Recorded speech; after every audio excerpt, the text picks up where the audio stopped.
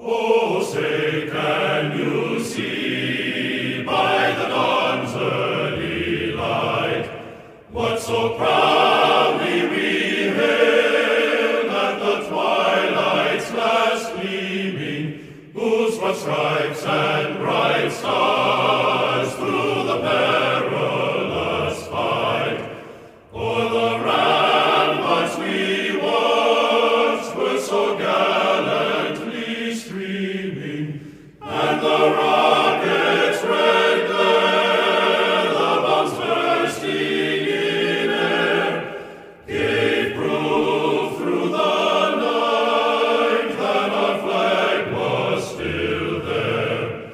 Oh, say does that star-spangled banner yet wave o'er the land of the free and the home of the brave?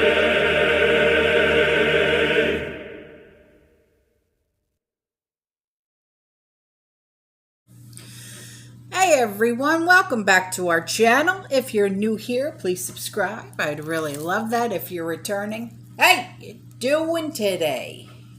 Grab that coffee. Maybe a snack or two. I gotta change my glasses because I'm blind as a bat.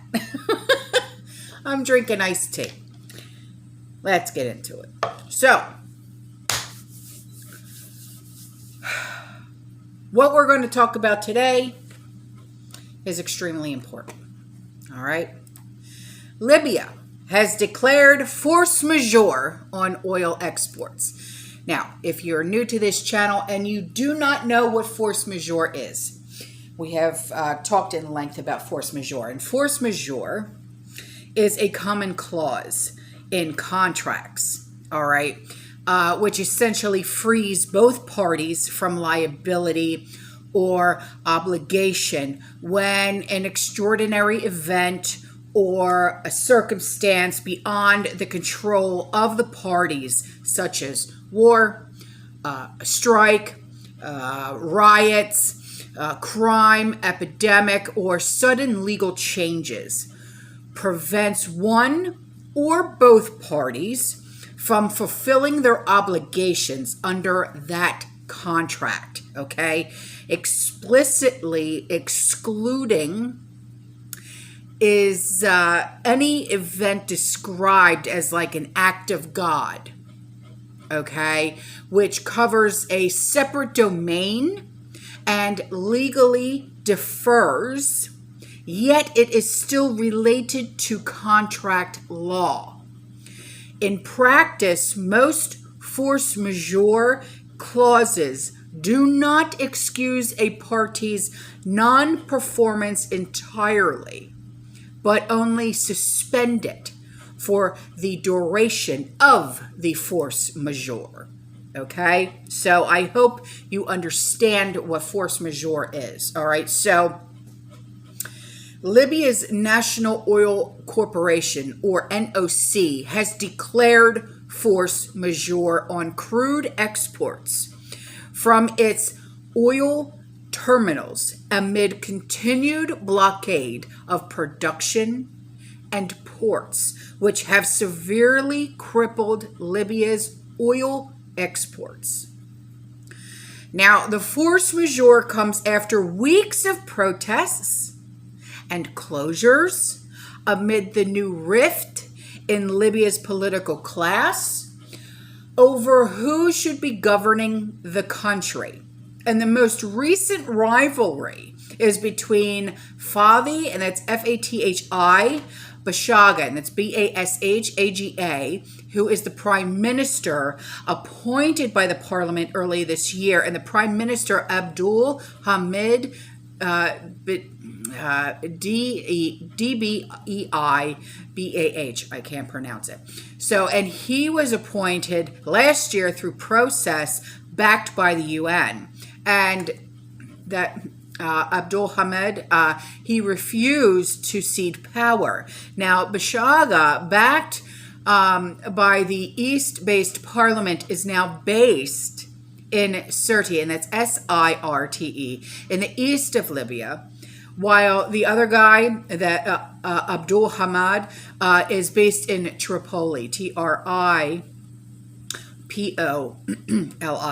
Now, earlier this week, the NOC said it was considering declaring force majeure within 72 hours, unless production and shipment of oil resumed in the Gulf of Sirte, which host the oil export terminals of Zuitina, and that's Zueitina,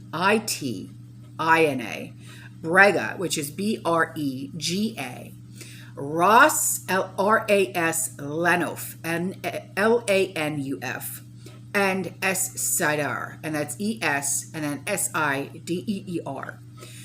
And on Thursday, the NOC's chairman, Mustafa Sanalli, Sanalli, said that our patience has run out after we have repeatedly tried to avoid declaring this state of force majeure. But the implementation of our obligations has become impossible. And we are forced to declare a state of force majeure on the terminals of Asidra and Ras Lanuf, in addition to the Al Feel field, and that's Al Field is AL-FEEL, with the continuation of the state of force majeure on the terminals of Brega and Zuitina. Now, political difference is a right, but the mistake is to use oil, which is the lifeblood of Libyans, as a bargaining chip, Sanalli said in a statement, describing the use of oil as a bargaining chip as an unforgivable sin. Now, Libya's exports have recently ranged from 365,000 barrels a day to 409,000 barrels a day, which is decreased of 865,000 barrels a day compared to normal production rates under normal circumstances. And that was said by the NOC. Now, the new outage in Libya comes as the market grapples with the loss of Russian oil supply due to the Western sanctions on Moscow, and could further tighten the physical market. All right. So, I know that, you guys like when I keep up on anything that has to do with force majeure, okay? Because Trish and I were one of the first ones to talk about force majeure in the prepping community, okay? So there you have it. All right, guys, I'm out of here. I love you. I'll see you in the next one. You stay safe. You stay positive. You keep prepping. And as always,